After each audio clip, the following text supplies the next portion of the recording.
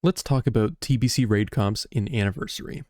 Coming out of TBC originally in Classic, we learned a bit about what is actually optimal in Raid, going through beginning to Sunwell. You had your two Feral Druids who would go DPS on fights that Prot Paladin could tank, and then one or two of them would tank on fights that a off-tank needed to tank, or a bear needed to tank, rather. This is probably going to change. Another thing that's going to happen in Anniversary is there's probably not going to be 6 shamans in every raid. As you can see here, there's double resto in group 4, and then there's enhancement and an LE and another resto. There's going to be a lot of warriors coming from Classic. There's going to be a lot of rogues coming from Classic. There's going to be a lot of mages coming from Classic. And they're going to want raid spots and not to want to switch off their characters. How do we make them happy? The answer is that we change the raid comp a little bit. The big thing we have going for us that these content creators that made some of these lists had previously didn't have is dual spec. Dual spec allows us to actually take a prot warrior to raid instead of a feral druid. This prot warrior should actually go in the group with the slightly worse DPS options such as ret arms and survival. You might not even want to bring a survival, you might just have beast mastery, it doesn't matter. You can also put combat here. The reason for this is that a fury warrior is going to be significantly more damage on trash or fights where prot paladin is going to be tanking. You could even make an argument for running no feral druids and running 2 protection warriors who can be fury warriors on the fight that the prot paladin is going to tank. I think you're still going to have one feral to be that main tank when necessary. He's just going to be the beefiest boy. The enhancement shaman doesn't change.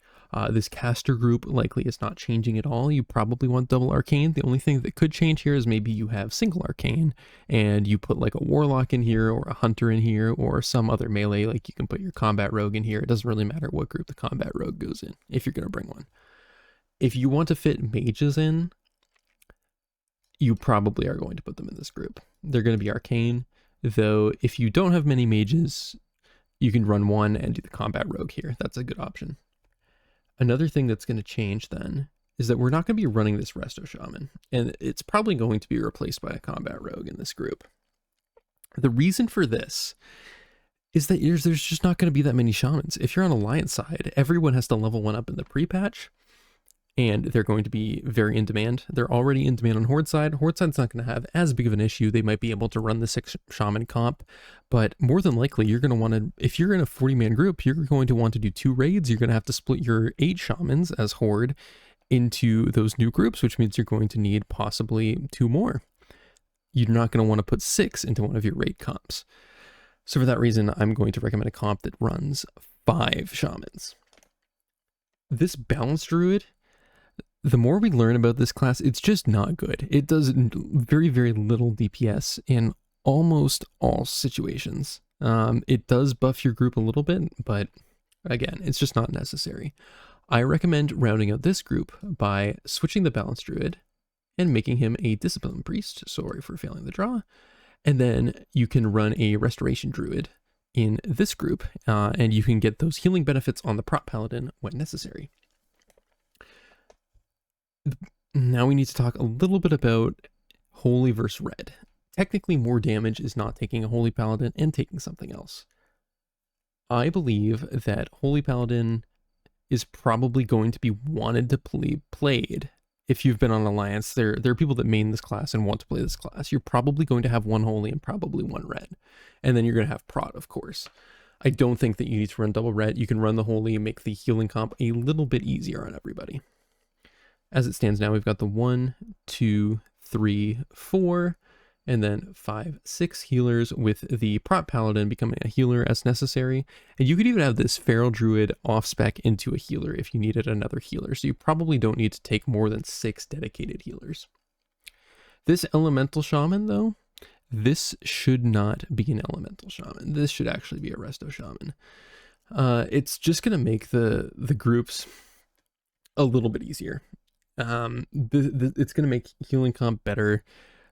LE Shaman falls off immediately after phase 1 and does very little DPS. It's probably not worth bringing.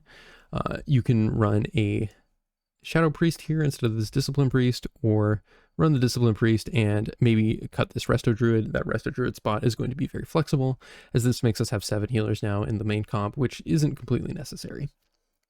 That could also mean that your Holy Paladin is replaced by a Ret Paladin, though as I've stated earlier, it's likely that you have a Holy Paladin player, someone who wants to play that class. So you can get rid of either this Resto Druid or this Discipline Priest. You can put in whatever you want into your comp. You can run the 4th Warlock, which some groups are probably likely to do, as Warlock is the strongest DPS in Sunwell. Both very strong in AoE, very strong on single target. And they don't have to deal with mechanics being a ranged class.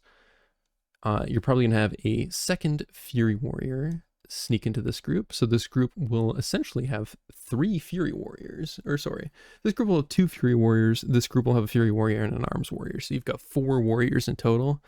That means it is the 2nd highest amount of raid slots. So you've got 5 for a Shaman, and then you've got 4 for Warlock and a Warrior. That's going to be a lot more than the almost 0 that were taken on some of the pre-TBC in the 2021 era, where there were none. It's a big deviation, and you don't want to make the mistake of not bringing any warriors to your group, as they are very, very strong. And it means that your players don't need to re-roll off of the class that they've spent a lot of time getting good at, getting a bunch of gear with, and, you know, they've built a connection to that character. They want to keep playing it. You can also drop the Rogue for a Fury Warrior if you would like, though it's not completely necessary. You don't have to bring a Rogue.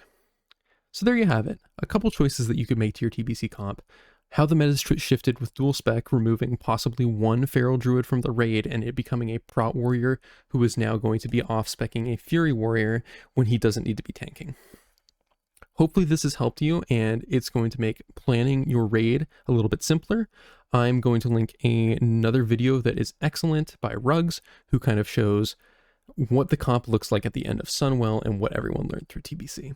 Go check out that video and make sure to leave a like or a comment if you have any problems with the raid comps that I've put together here, or if you think that anything I could do better, let me know. Have a great day.